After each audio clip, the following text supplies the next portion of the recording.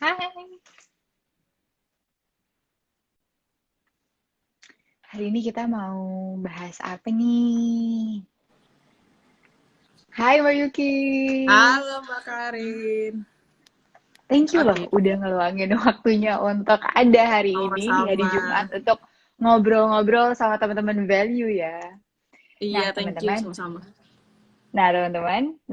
sebelumnya mungkin sebagian dari kalian udah sempet denger nih podcast kita yang sempet ngobrol bareng Mbak Yuki ya, My Personal Finance Story. Waktu itu tuh bahas terkait bisnisnya Mbak Yuki ya. Keren banget teman-teman. Dulu Mbak Yuki pernah mengelola bisnis dan di usia yang masih kepala dua ya Mbak, itu Sekarang udah penghasilannya ketahuan nih udah kepala bisa tiga. 3 digit. No, aku nggak bilang gitu loh. Oke. Nah, hari ini nih, aku pengen bahas nih terkait financial. Ya, udah hari Jumat, jadi ngobrolinnya tipis-tipis santai aja ya. Nah, langkah kecil terkait kesehatan finansial. Kemarin tuh kan ada beberapa isu ya, mulai dari yang Tuban desa miliarder ya, yang tiba-tiba Mm-mm. dapat berapa tuh? 15 miliar, tapi ternyata dalam waktu berapa bulan langsung habis menjadi sekedar 50 juta. Belum lagi yang margin call dari Archegos Capital ya kan ya Mbak ya? Betul, betul. Itu aku jadiin konten kemarin. Oh iya iya iya. Iya, itu lossnya 20 billion dollar ya kan. Dalam Billion. waktu dua Dalam waktu hari. 2 hari. Benar benar Betul, betul. benar. Heeh. Nah, terkait itu semua nih. Maksudnya ya berita-berita yang kebetulan baru ada kan yang lagi ramai memang dua itulah kemarin-kemarin. Tapi Mm-mm, sebenarnya mm-mm, mm-mm. masalah terkait itu cukup banyak ya kan ya Mbak ya. Mm-mm, Sekarang mm-mm, aku mau mm-mm. tanya nih, sebenarnya apakah income yang gede itu berarti financialnya pasti sehat? Oke. Jadi teman-teman di sini kalau kita bicara stigmanya itu pasti apa-apa itu dikategorikan kalau misalnya punya mobilnya keren gitu, mobilnya mahal, rumahnya besar, gajinya gede gitu, wah pasti deh financial keuangan itu pasti bagus banget lah di belakangnya gitu kan. Padahal kan belum tentu seperti itu ya Mbak. Jadi dalam artian itu contoh-contoh nyata yang ada di lingkungan kita lah, terutama yang kemarin baru heboh yang desa itu dari puluhan M tiba-tiba jadi 50 juta sisanya dalam waktu nggak cuma berapa bulan gitu kan dibelanjain Betul, mobil. betul. Jadi ini ibaratnya balik lagi ujung-ujungnya karena memang duit itu kan bukan mathematical problem ya selalu ada emotion dalamnya dan kalau kita berbicara tentang financial literacy ya itu masihlah beberapa mindset yang ya masih bisa disayangkan gitu. Kenapa sih orang itu selalu menganggap pendapatan itu sama dengan keuangan yang sehat? Padahal belum tentu gitu. Karena kalau sebenarnya kita ngukur financial yang sehat, itu sebenarnya kan ada indikator-indikatornya tuh Mbak Karin. Jadi salah satu indikator yang biasanya kita pakai, let's say net worth. Itu yang paling umum sering orang pakai. Net worth itu apa? Net worth itu kita ngitung kekayaan bersih kita berapa. Jadi ngitungnya gimana? Rumusnya sebenarnya simple. Jadi total aset kita ada berapa, dijumlahin semuanya, dikurangin total utang kita. Nah, Ya kalau kita oke. belajar dari ekuasinya aja nih Mbak Karin, total aset dikurangin total utang, apakah ada gaji di dalamnya? Di dalam Termasuk nggak tuh equation itu jadinya?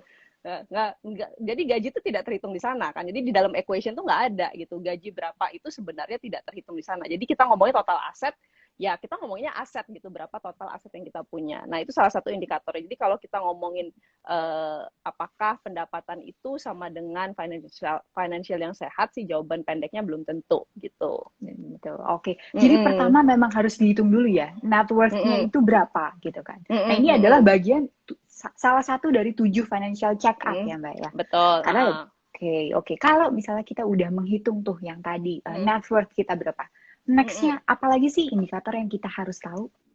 Oke, jadi kalau biasanya ini teman-teman pergi ke financial planner gitu, pasti biasanya hal pertama yang dilakukan para financial planner adalah ngecek keuangan, kesehatan keuangan kita gitu. Jadi mereka biasanya menggunakan beberapa indikator untuk ngecek itu gitu. Sebenarnya ada banyak, ada ya 7 yang saya bagi di konten saya, cuman actually ada lebih gitu kan ya. Cuman biar nggak complicated, saya akan share mungkin top 3-nya yang menurut saya teman-teman wajib ketahuin gitu. Tadi kalau Top yang 3. pertama, Oke. ya top 3. Jadi kalau tadi yang pertama teman-teman saya udah bocorin dikit ya tentang net worth atau kita ngomongin tentang kekayaan bersih. Itu cara ngitungnya gimana? Simply teman-teman hitung jumlah total asetnya teman-teman. Total aset itu apa? Jadi ya bisa jadi kalau udah punya rumah ya dihitung nilai rumahnya. Terus kalau punya mobil, dihitung mobilnya, value-nya berapa. Kemudian kalau punya tabungan, deposito, aset investasi, dan lain sebagainya gitu ya. Jadi itu dihitung. Nah, kemudian PR berikutnya adalah ngitung utangnya.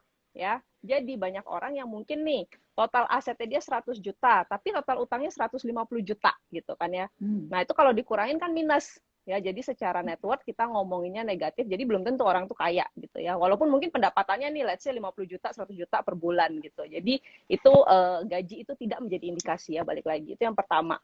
Yang kedua, mungkin yang saya bisa share adalah emergency fund atau dana darurat. Ya, dana darurat itu suka nggak suka, penting nggak penting, penting banget. Jadi teman-teman wajib punya yang namanya dana darurat. Saya mau share sedikit. Mungkin ini pengalaman pribadi Mbak Karin. Jadi beberapa waktu 3 bulan yang lalu kebetulan papa saya meninggal kan ya. Jadi 3 bulan yang lalu papa saya meninggal. Kemudian di sana memang beliau meninggalkan ada yang namanya deposito, ada yang namanya tabungan. Tapi Mbak Karin ngurusnya itu setengah mati.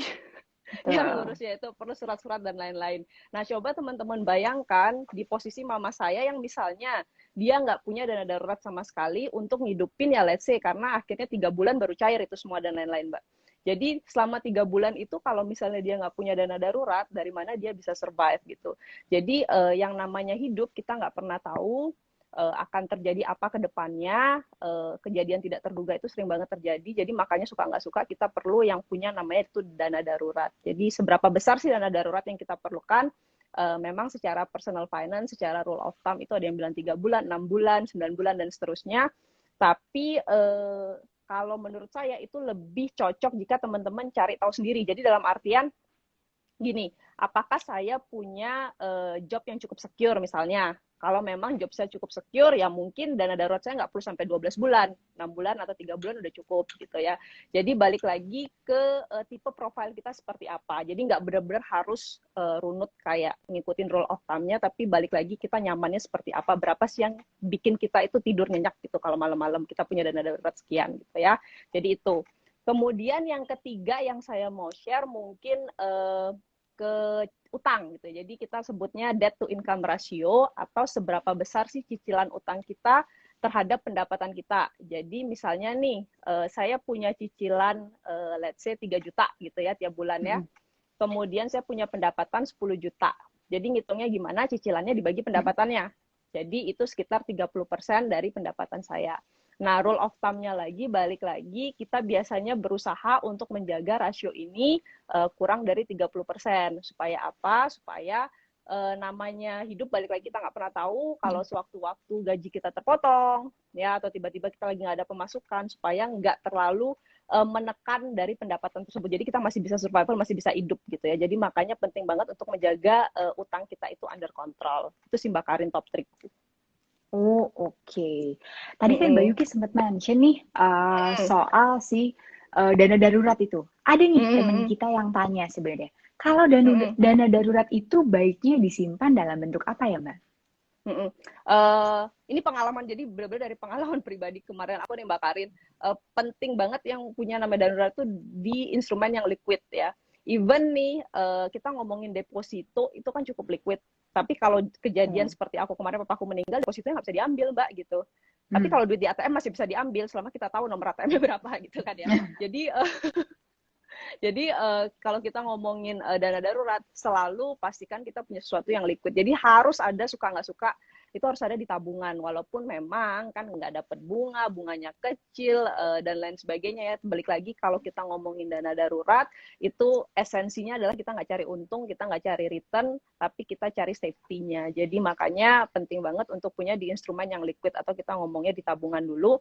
Baru deh kalau mau diversifikasi agak aneh-aneh dikit, gitu ya, mau diversifikasi agak aneh-aneh dikit, bolehlah yang ke modelannya emas, boleh ke reksadana pasar uang, ke deposito, tapi tetap harus yang sesuatu yang gampang diakses atau di-convert ke cash-nya itu gampang nantinya, gitu sih Mbak.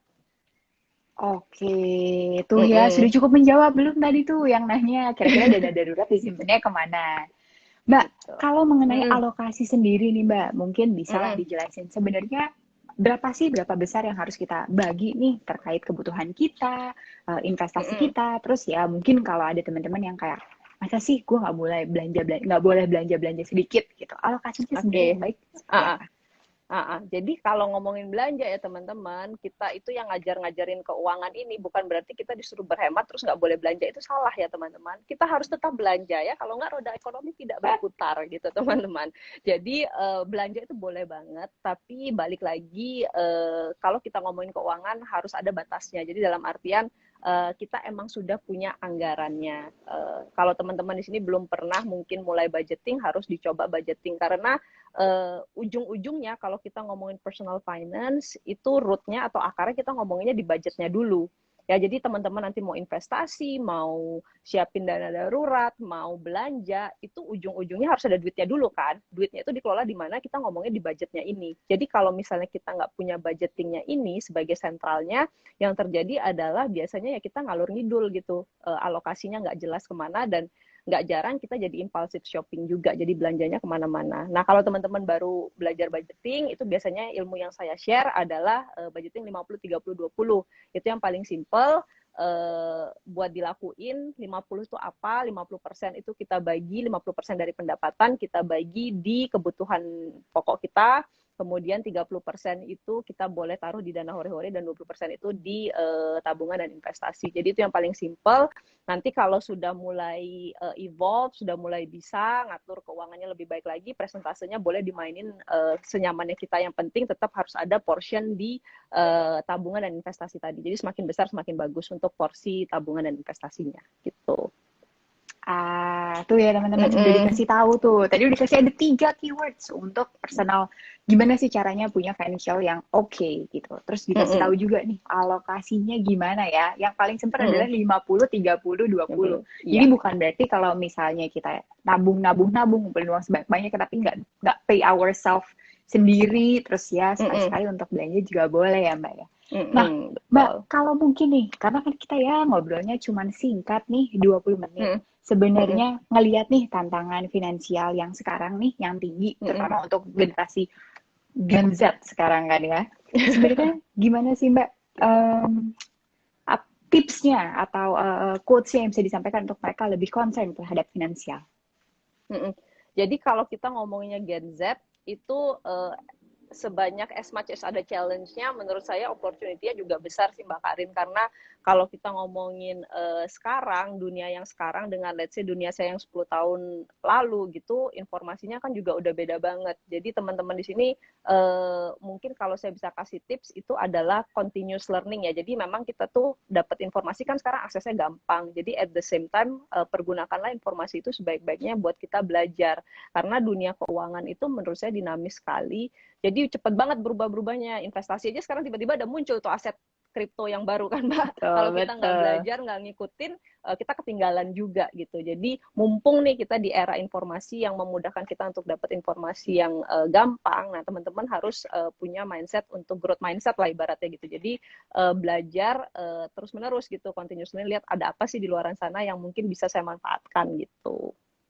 Oke, baik. Nah, teman-teman, itu dia akhir dari sesi singkat kita bersama Mbak Yuki. Thank you banget atas waktunya. Dan jangan lupa di 20 minutes with value berikutnya. Bye! Thank you, Mbak Yuki. Thank you, Mbak Karin.